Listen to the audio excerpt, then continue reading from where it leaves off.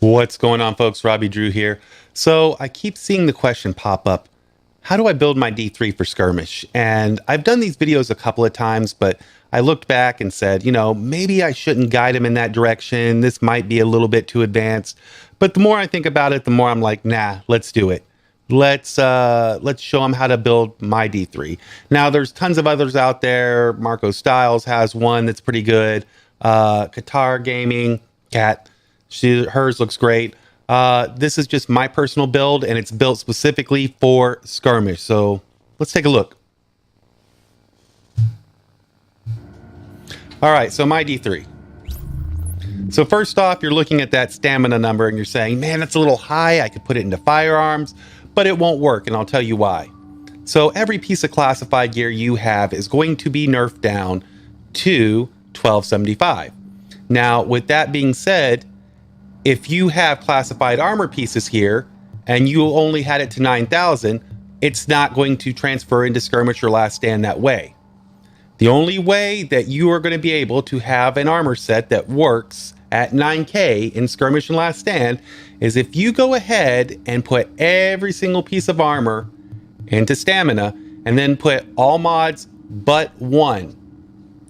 So you could take that mod and put it into electronics for whatever reason you wanted to do it. I won't question it. Or you could put it in firearms like me. And the reason why is because I had some weapon talents I needed to proc. So let's get into the build.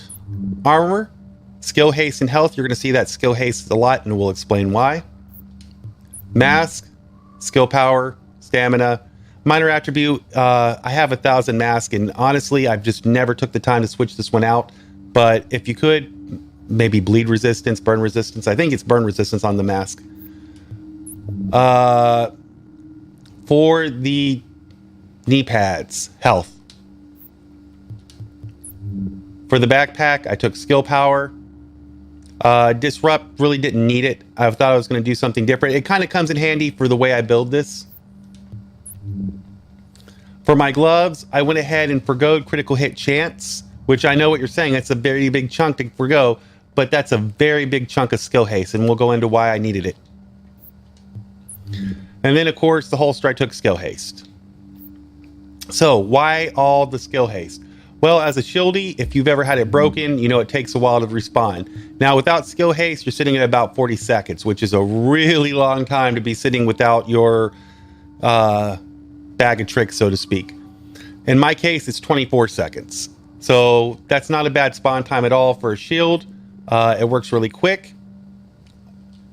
And considering that I only have 21k skill power, or 121k skill power, I can't really complain. Now, let's go into the skill power a little bit. If for some reason this is the first shield build video you've watched, you need to know that there is a cap on skill power you can put into the shield. With 1.7, you could raise it through the roof and your shield would grow with health. But now that cap, it goes up to 125k. Which means that the only shieldies that are truly going to be tanky shieldies are your shield builds, because their 4-piece and 6-piece buff bonuses are based on a percentage. But that is the key word there. A percentage. A percentage of what, you say? Of that skill power. So you need to get your skill power as close to 125k as possible, or 6-piece or not, you're not going to be a good shield build, even with all the stamina stacked. So now that we've gotten that out of the way, that's why we've taken skill power on most of the armor. Let's talk about these guns. Can you run dual houses? Yes, and I am never going to question anybody that does. The reason I have self-preserved and sustained as these weapon choices, because the only two talents I could proc. And then as far as my Hilder and her go, one has Swift, one has responsive. I really thought about rolling that Swift to responsive, but I put self-preserve on it too little too late.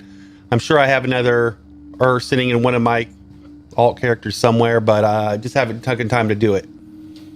If you build this, make sure with Hilder, you put on accuracy.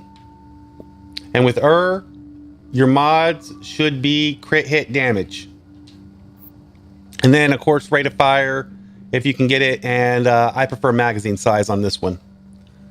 Get about 3 or 4 extra bullets out of it. So the idea is this. You have your Hilder, right? That was my You start building stacks. So once you get to 30 stacks, you're fighting with your shield. You're fighting with good old Hilder. And then you've got him to low health. Run real quick, switch your weapon, and now you're getting the most DPS out of it.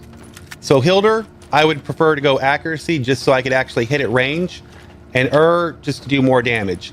Now, again, most of you are asking, well, if you want burst damage, why not the house? And here's the answer. Because everybody knows that range combat, the true modifier is not the attribute range, it's accuracy. So, the one thing I noticed about Hilder and is it's way, way more accurate than the house. Way more accurate than the house. And I'm not talking like I'm going to be fighting out here from what I would say that's maybe 16 meters or something, but 10 meter mark. And why do I call it the 10 meter mark is because this is actually wrong. This is something I was running earlier with somebody just to prove a point. But you're going to be fighting with the flame turret. And on that flame turret, basically the idea is that you drop your flame turret and you get your shield right in front of it. So while you're fighting somebody, if somebody tries to sneak up on you, they get burnt and they run away. And that flame turret is kind of like the little beeping sound before it starts shooting flames is your notification that someone's trying to sneak up behind you. If your shield really starts taking a pounding and there's 2 strikers just beating it badly and moving up close with you on the house, you take your shield and you move it right in front of your flame turret and let your flame turret do the talking. I don't know what just happened there. You let your flame turret do the talking and start making the damage. And after that, you're good to go. And the nice thing about having all the skill haste is once you drop your flame turret, even with no skill power, it's almost ready to be deployed again as soon as it pops. So it gives it a decent amount of time. It gives it enough life that it's not going to die in 5 shots, you know, more like 8 to 10. But if you're playing it smart, you're fighting right around your flame turret with that shield, and you can always combat heal both.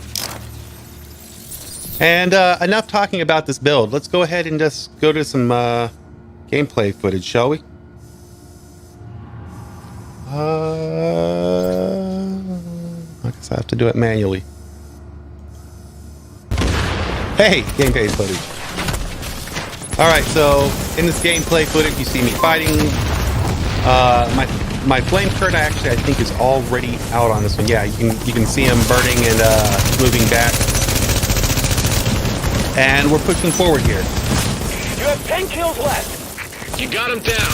Now knock him out.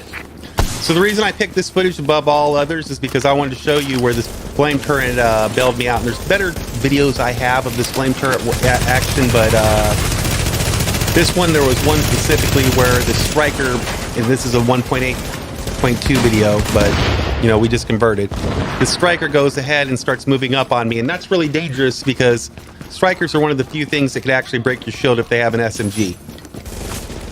And they're pretty smart about it. You're not, unless it's a striker or a bullfog AR user, I'm not too worried that I can't out-heal or work with my group to heal out the shield.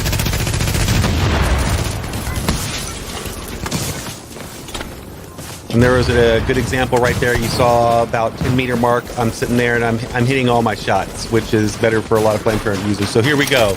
We're about to dance. I put out my flame turret while I'm hitting him, and he's trying to break my shield. And even though he does a lot of damage, he can't get a shot off with that flame turret, and he has to move back. And that gives me time to go ahead and heal up my shield.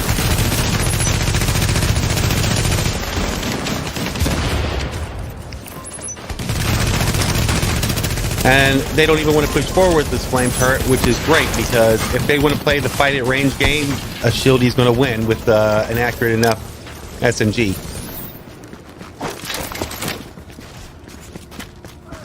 So then we go ahead and we're pushing again. 5 minutes until victory.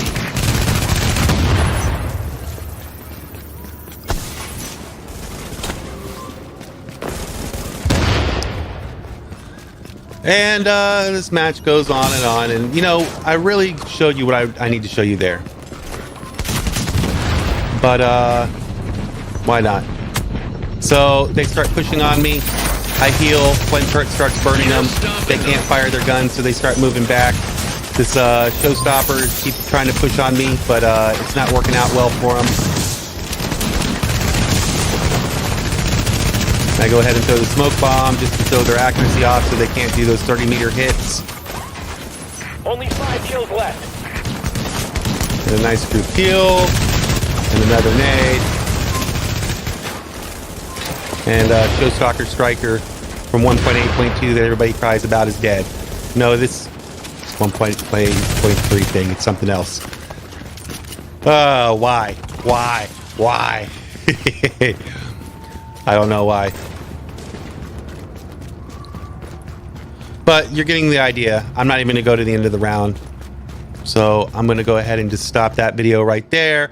Say, hey, that's how to do the build. If you have any questions, hit me up, Robbydrew of Division. Thanks for watching my video. Make sure to hit the subscribe button. Peace.